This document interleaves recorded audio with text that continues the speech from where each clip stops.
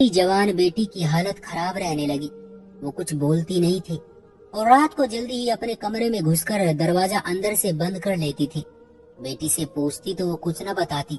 फिर एक दिन मैं अपनी बेटी के कमरे में छुप गई। रात को जब उसने कुंडी लगाकर अपने कपड़े उतारे तो मेरे कदमों तले से जमीन निकल गई। वो तो सच्चाई जानने के लिए मैं रात के अंधेरे में नीतू के कमरे में छुप गई। मेरी बेटी नीतू किसी गुलाब की कली की तरह खिल रही थी कि अचानक ही वो मुरझाने लगी। नीतू जवानी की सीढ़ियां चढ़ रही थी और ऐसे में हर माँ अपनी औलाद को लेकर बहुत ही ज्यादा फिक्रमंद रहती है। और जब मैंने नीतू का इस कदर बदला हुआ रवैया देखा तो सच्चाई जानने के लिए मुझे एक कदम उठाना पड़ा।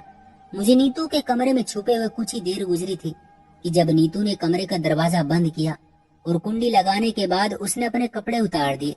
उसके बाद नीतू ने अपना मोबाइल फोन उठाया तो मेरी जान ही निकल गई।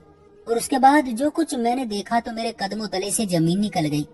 मेरी जवान बेटी की हालत दिन ब दिन अजीब होती जा रही थी। ऐसा लगता था जैसे उसके अंदर कोई बुरी आत्मा घुस गई हो। हर वक्त हंसने बोलने वाली मेरी नीतू बिल्कुल ही खामोश हो गई थी।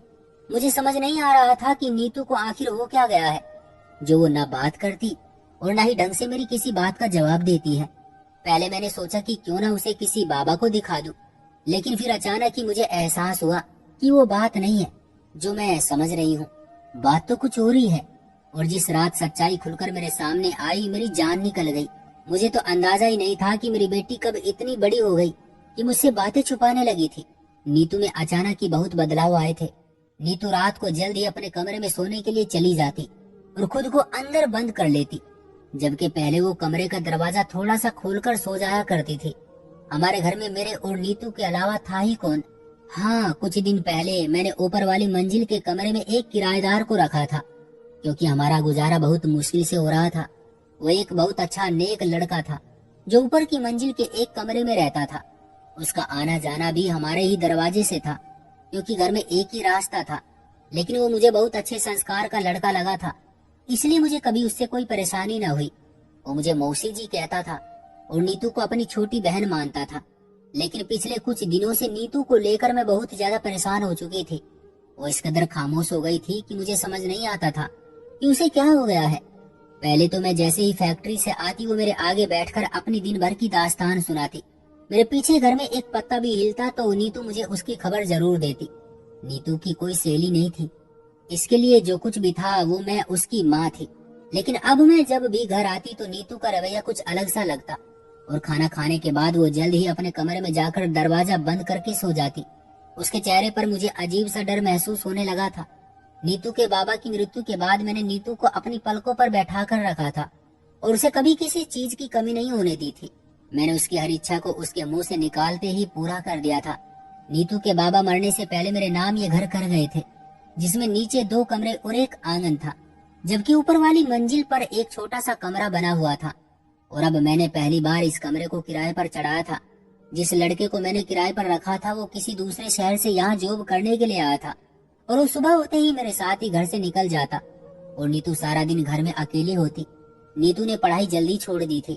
उसे पढ़ाई में कोई दिलचस्पी नहीं थी और उसके जिम्मे घर के कामकाज भी थे, क्योंकि मैंने तो नीतू के बाबा की मृत्यु के बाद से ही एक फैक्ट्री में नौकरी करनी शुरू कर दी थी। माहिर को किराए पर रखते वक्त मुझे इस बात का सुकून था कि वो मेरे साथ ही अपनी जॉब पर निकल जाता है और शाम ढलने पर ही वापस आता है। लेकिन अब मेरी फैक्ट्री की छुट्टी के बाद मैं जब घर आती तो कभी कभी वो मुझसे पहले ही आया हुआ होता। उसका नाम माहिर था और उसे देखकर मुझे यकीन हो गया था कि उसका संबंध किसी अच्छे खानदान से है। इसलिए मैंने उसे अपने घर में रख लिया था क्योंकि मुझे पैसों की जरूरत थी। नीतू जवान हो रही थी, वो 17-18 साल की उम्र में ही बहुत बड़ी लगने लगी थी, इसलिए मैं जल्दी उसकी शादी करना चाहती थी। नीतू के बाबा की मृत्यु के बाद मैंने अकेले ही घर और उसकी जिम्मेदारी उठाई थी और उसे किसी सौतेले बाप के साए में पलने नहीं दिया था। लेकिन पहली ही नजर में हम किसी के बारे में हर बात तो नहीं जान सकते। शायद मुझे भी माहिर को जानने में कोई गलती हो गई थी। कभी कभी जैसा कोई दिखाई देता है वो वैसा होता नहीं है और अब मुझे भी उसके साथ रह रहकर यही एहसास हो रहा था। फैक्ट्री से जो मुझे सैलरी मिलती उससे मैं घर का खर्चा ही चला पाती और वो पैसे महीने भर में ही खत्म हो जाते। नीतू की शादी के लिए मुझे और पैसों की जरूरत थी और इसीलिए मैंने माहिर को ऊपर वाला कमरा किराए पर दिया था ताकि मैं जल्द से जल्द नीतू की शादी के लिए पैसे जोड़ सकूं, फिर कोई अच्छा सा रिश्ता देखकर उसकी जिम्मेदारी से आजाद हो जाऊं। लेकिन नीतू की पीली पड़ती रंगत और चेहरे के डर ने मुझे अजीब सी बेचैनी में डाल दिया था। मैंने कई बार नीतू से पूछा कि कोई दिक्कत है तो बताओ, लेकिन नीतू ने एक शब्द भी नहीं कहा और खामोश रही। वो मेरी वही बेटी थी जिसे अगर धक्का भी लगता तो घंटों मेरे आगे बैठकर रोती, क्योंकि मैंने उसे बहुत लाड़ प्यार से पाला था। लेकिन अचानक ही उसमें इतने ज्यादा बदलाव आए थे कि मैं खुद परेशान हो गई थी। बचपन में एक बार नीतू साइकिल चलाते चलाते गिर गई थी और उसके हाथ पैरों में जरा जरा सी खरोंच आई थी, लेकिन वो 2 दिन तक बिस्तर से नहीं उठी थी।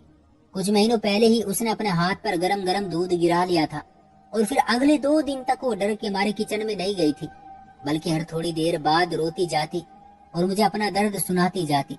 और वो 2 दिन मैंने घर में ही गुजारे थे। नीतू ने मुझे फैक्ट्री भी न जाने दिया था। तो फिर ऐसी क्या बात हो गई थी जो नीतू मुझे नहीं बता सकती थी। एक दिन मैं उसे एक बाबा के पास ले जाने का सोच रही थी जो मेरे घर से कुछ दूरी पर ही था, और लोगों की एक बहुत बड़ी लाइन अपनी परेशानी लेकर उस बाबा के पास आती थी। लेकिन जब मुझे अंदाजा हुआ कि मसला किसी भूत प्रेत या आत्मा का नहीं है, बल्कि नीतू मुझसे कोई बहुत बड़ी बात छुपा रही है, और यही बात जानने के लिए मैंने आज फैक्ट्री से छुट्टी कर ली थी। अभी मैं आंगन में बैठी सोच रही थी कि मैं किस तरह से नीतू से पता करूं कि तभी मैंने माहिर को घर में दाखिल होते देखा। उसके चेहरे पर मुस्कुराहट फैली हुई थी और आते ही उसने मुझे नमस्ते करके नीतू की तरफ देखा। उसे दिन में घर पर देखकर मैं हैरान हो गई, क्योंकि उसकी जॉब तो शाम तक की थी और अभी तो दिन के 12 बज रहे थे। और ये सोचकर मुझे परेशानी हुई, क्या वो अक्सर ही ऐसे दिन में घर लौट आया करता था।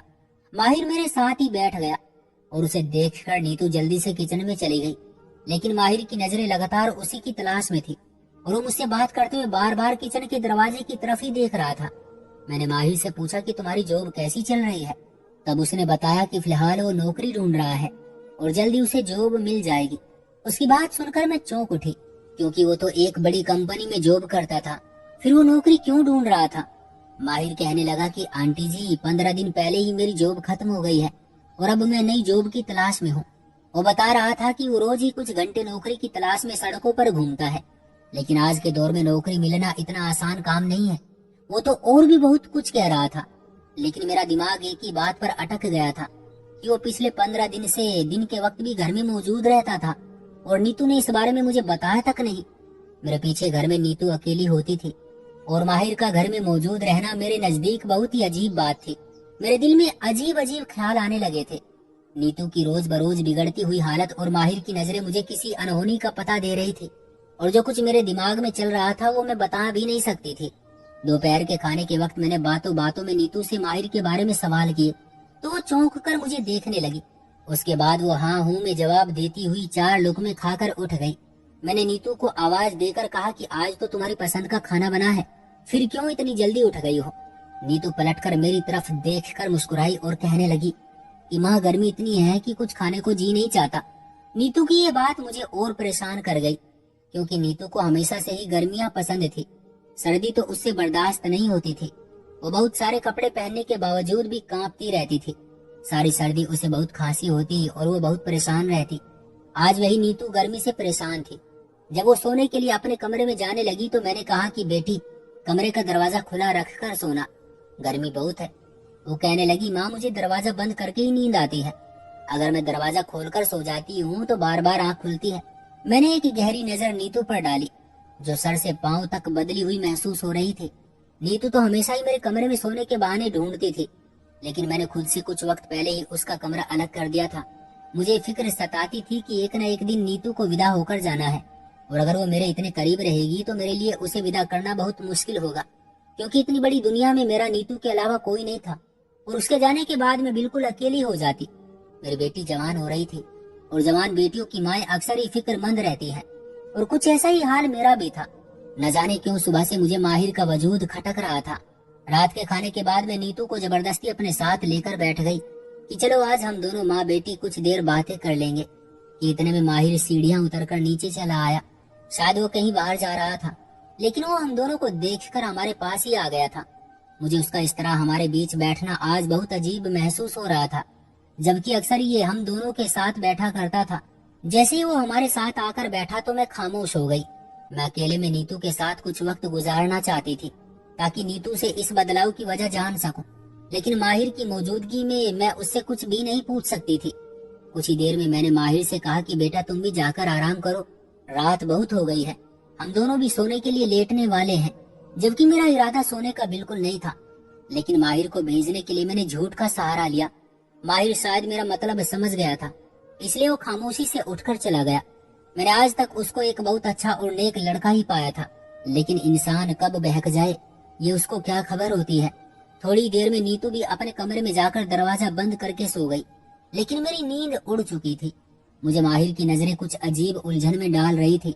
उसका नीतू से बात करने की कोशिश करना, नीतू को बहाने बहाने से देखना और दिन में मेरी गैर मौजूदगी में भी घर में होना, मुझे सब कुछ अजीब लग रहा था। और सबसे बढ़कर नीतू का बदलता हुआ रवैया। ये रात मैंने करवट बदल बदल कर गुजार दी, और जब सुबह उठी तो नीतू का चेहरा फिर से वही बुझा हुआ था। ऐसा लगता था जैसे वो रात भर सोती ही नहीं है। मैं फैक्ट्री से इतनी ज्यादा छुट्टियां नहीं कर सकती थी, इसलिए मजबूरन मुझे नीतू को घर छोड़कर जाना पड़ा। लेकिन मेरा सारा ध्यान नीतू में ही अटका रहा था, और मैं अपने काम पर भी सही तरीके से तवज्जो ना दे सकी। बहुत मुश्किल से जैसे तैसे मैंने आधा दिन गुजारा, लेकिन नीतू को लेकर मेरे दिल में अजीब से ख्याल आ रहे थे। इसलिए मैंने आधी छुट्टी ली और घर वापस आ गई। घर के दरवाजे की चाबी मेरे पास हमेशा ही रहा करती थी। मैंने सोचा कि नीतू काम में बिजी होगी, इसलिए खुद ही दरवाजा खोलकर अंदर आ गई। लेकिन ये देखकर मेरी हैरत की इंतहा न रही कि माहिर नीतू के पास खड़ा कुछ बातें करने में बिजी था, और उन दोनों को एक साथ देखकर मेरे तन बदन में आग लग गई। यकीनन नीतू और माहिर ने मिलकर कुछ ऐसा किया था कि जिसकी वजह से नीतू के चेहरे का रंग पीला पड़ गया था। नीतू की खूबसूरती, जवानी और हुस्न को देखकर माहिर ने उसके साथ कुछ ऐसा वैसा न कर दिया हो। ये ख्याल आते ही मेरे अंदर बेचैनी की लहर दौड़ गई। मैंने दिल में सोच लिया था कि मैं माहिर को अपने घर से चलता कर दूंगी और अब कोई नया किराएदार नहीं रखूंगी। मेरी बेटी की खामोशी के पीछे जरूर कोई बहुत बड़ी बात छुपी हुई है, और अब मुझे इस वजह को जानना था। और मुझे अंदाजा था कि इसकी वजह कहीं न कहीं माहिर ही है, क्योंकि माहिर के इस घर में आने से पहले नीतू एक आम जिंदगी गुजार रही थी। वो यहाँ से वहाँ उछलती फिरती और हंसती मुस्कुराती रहती थी। रात को जैसे ही नीतू अपने कमरे में सोने के लिए जाने लगी तो मैंने उससे कहा कि मैं सोने के लिए अपने कमरे में जा रही हूँ। नीतू, एक बार घर के दरवाजे को अच्छी तरह चेक करके तो आओ। और मैं खुद भागकर उसके कमरे में जाकर छुप गई। नीतू शायद ये समझ रही थी कि मैं अपने कमरे में चली गई हूँ, इसलिए वो अपने कमरे में गई और उसने फौरन ही दरवाजे को कुंडी लगा दी। मुझे समझ नहीं आ रहा था कि घर में सिर्फ हम दोनों माँ बेटी ही मौजूद हैं। ऐसे में उसे कमरे के दरवाजे को कुंडी लगाने की क्या जरूरत पड़ गई थी। उसके बाद जैसे उसने अपने कपड़े उतारे तो मेरी जान निकलने लगी, क्योंकि न जाने नीतू अपने कपड़े क्यों उतार रही थी। कहीं माहिर कमरे में ही तो नहीं है। मुझे लग रहा था कि मेरी जवान बेटी किसी गलत चक्कर में पड़ गई है, जिससे मुझे शर्मिंदगी का सामना करना पड़ेगा। मैंने जल्दी से सारे कमरे में नजर दौड़ाई, लेकिन मुझे कोई भी नजर न आया। नीतू ने अपने पलंग पर पड़ा हुआ मोबाइल फोन उठाया तो मुझे लगा कि मेरे कदमों तले से जमीन निकल गई। लेकिन नीतू ने अपने फोन का टॉर्च जलाया, क्योंकि कमरे में अंधेरा था और वो शायद कमरे की बत्ती नहीं जलाना चाहती थी। इसके बाद नीतू ने मोबाइल की टॉर्च की रोशनी से अपनी अलमारी में से एक गोल सी डिबिया निकाली और उसमें मौजूद क्रीम अपने जिस्म पर मलने लगी। बहुत ध्यान से देखने पर मैंने देखा कि उसके जिस्म पर जगह जगह छोटे छोटे लाल छत्ते बने हुए हैं, जिन पर वो आहिस्ता से क्रीम लगा रही थी। अंधेरे की वजह से मुझे बिल्कुल सही से तो नहीं दिखाई दे रहा था, लेकिन मैं जान गई थी कि नीतू को कोई बीमारी हुई है, और नीतू को शायद उन छत्तों में बहुत तकलीफ होती है, क्योंकि क्रीम लगाते हुए लगातार उसकी आंखों से आंसू बह रहे थे। उसकी तकलीफ देखकर मैं तड़प उठी। नीतू न जाने मुझसे कब से ये बात छुपा रही थी, और न जाने उसे कौन सी बीमारी हो गई थी कि जिसकी वजह से वो इस कदर तकलीफ में शामिल थी। मैं जो माहिर को लेकर गलतफहमी का शिकार हो चुकी थी, मैंने एक बार भी न सोचा कि शायद नीतू को कोई तकलीफ हो। मैं अचानक ही पर्दे के पीछे से निकलकर नीतू के सामने आई तो मुझे देखते ही परेशान हो गई और अपने कपड़े पहनने लगी। मैंने उसका हाथ पकड़कर उसे रोक दिया और कहा कि मुझे दिखाओ, ये तुम्हें क्या हो रहा है। नीतू एकदम ही रोने लगी और कहने लगी कि माँ, मैं आपको ये बात बताना नहीं चाहती थी, लेकिन पिछले कुछ दिनों से मैं इस बीमारी में हूँ। मेरे पूरे जिस्म में बहुत तकलीफ है और जगह जगह ये लाल रंग के छत्ते बन गए हैं। पहले मैंने सोचा था कि ये बात मैं आपको बता दूं, लेकिन फिर मुझे पता था कि आप मेरी बीमारी को लेकर बहुत ज्यादा परेशान हो जाएंगी, और हमारे पास इतने पैसे भी नहीं है कि हम किसी अच्छे डॉक्टर को दिखा सकते। मैं आपको परेशान नहीं करना चाहती थी, इसलिए मैंने ये बात आपसे छुपा ली। लेकिन एक दिन जब माहिर भाई सीढ़ियां उतर रहे थे तो उनकी नजर मेरे हाथ पर पड़ गई और वो देखते ही पूछने लगे कि नीतू, ये क्या हो रहा है तुम्हें। मजबूरन मैंने उन्हें सब बता दिया कि मुझे इस तरह की कोई बीमारी हो गई है, लेकिन मैंने ये बात आपको नहीं बताई। तो माहिर भाई कहने लगे कि मेरी माँ को भी ये बीमारी हो जाती है और कोई ऐसी बड़ी बात नहीं है। मैं तुम्हें इसकी दवा ला देता हूँ, तुम्हें 1 महीने के अंदर अंदर आराम हो जाएगा। आप सारा दिन फैक्ट्री में काम करती हैं और मैं ये नहीं चाहती थी कि आप मेरे ही बारे में सोचती रहें और परेशान रहें, इसलिए मैंने ये बात आपसे छुपा ली। मैं सारी सारी रात सो नहीं पाती हूँ और तकलीफ से जागती रहती हूँ। पहले तो इससे भी कहीं ज्यादा तकलीफ होती थी, लेकिन जब से मैंने माहिर भाई का दिया हुआ मरहम लगाना शुरू किया है तो ये दर्द कुछ कम हो गया है। मैं जो माहिर को गलत समझ रही थी वो तो मेरी बेटी का मसीहा निकला। मैंने नीतू को डांट कर कहा कि आइंदा मुझसे कोई भी बात मत छुपाना, क्योंकि पिछले 2 दिनों से मैं तुम्हें लेकर बहुत परेशान रही हूँ। वो कहने लगी कि माँ, मैं अब बड़ी हो रही हूँ और मुझे एहसास है कि आपने मेरी खातिर कितनी कुर्बानियां दी हैं। बाबा की मृत्यु के बाद आपने दूसरी शादी नहीं की, क्योंकि आप मुझे सौतेले बाप के साए में नहीं रखना चाहती थी। मेरी खातिर आप हमेशा अपनी ख्वाहिशों को कुर्बान करती रही और अपनी जरूरतों को मार मार कर मेरी ख्वाहिशों को पूरी करती रही। मैं जानती हूँ कि आपने माहिर को भी इसलिए किराए पर रखा है ताकि आप मेरी शादी के लिए पैसे जोड़ सके, इसलिए मैं आपको और परेशान नहीं करना चाहती थी। नीतू की बात सुनकर मैंने उसे गले से लगा लिया। मेरी बेटी को मेरी कितनी परवाह थी और मैंने न जाने क्या क्या सोच लिया था। अगले दिन मैं नीतू को लेकर एक डॉक्टर के पास गई तो उन्होंने माहिर की दी हुई क्रीम देखकर बताया कि नीतू बहुत अच्छी दवाई इस्तेमाल कर रही है और यकीनन ये जल्द ही ठीक हो जाएगी। डॉक्टर ने कुछ सावधानियां भी बताई जिन्हें नीतू को फॉलो करना था। जब हम डॉक्टर के पास से घर वापस पहुंचे तो माहिर सीढ़ियों से नीचे उतरकर कहीं बाहर जाने की तैयारी कर रहा था। मैंने उसे अपने पास बुलाया और उसका धन्यवाद किया तो वो कहने लगा कि आंटी जी, ये तो मेरा फर्ज था। नीतू मेरे लिए बिल्कुल मेरी छोटी बहन जैसी है और मैं उसे तकलीफ में नहीं देखना चाहता था, लेकिन नीतू ने ये बात मुझे आपको बताने के लिए मना की थी। मैंने उससे पूछा कि माहिर, तुम कहाँ जा रहे हो? तो मुस्कुराकर कहने लगा, आंटी जी, मेरी एक बहुत अच्छी जगह जॉब लग गई है और मैं मिठाई लेने जा रहा हूँ। ये सुनकर मुझे बहुत खुशी हुई और मैंने पूरे दिल से माहिर को जॉब मिलने पर बधाई दी। वो वाकई एक नेक और अच्छा लड़का था जिसने मेरी गैर मौजूदगी में मेरी बेटी के साथ भलाई की थी। वो नीतू को वाकई अपनी छोटी बहन की तरह मानता था और उसने भाई होने का फर्ज निभाया था। शायद इसलिए उसकी आजमाइश का वक्त भी खत्म हो गया था और उसे नौकरी मिल गई थी। अच्छे लोगों के साथ हमेशा अच्छा ही होता है। मैंने ऊपर वाले का धन्यवाद किया कि मैंने अपनी बेटी या माहिर के साथ कोई ऐसी बात नहीं की थी कि जिसकी वजह से मुझे उन दोनों के आगे शर्मिंदगी का सामना करना पड़ता। 1 महीने के बाद ही नीतू की तकलीफ और बीमारी दोनों खत्म हो गई और वो फिर पहले की तरह घर में उछलती फिर रही थी और मैंने सुकून का सांस लिया था। माँ अपनी बेटियों को हंसता मुस्कुराता देखकर ही जीती है। नीतू को हंसता मुस्कुराता देखकर ही मुझे नई जिंदगी मिल गई थी। दोस्तों, ये थी हमारी आज की कहानी। उम्मीद करते हैं कि आपको पसंद आई होगी।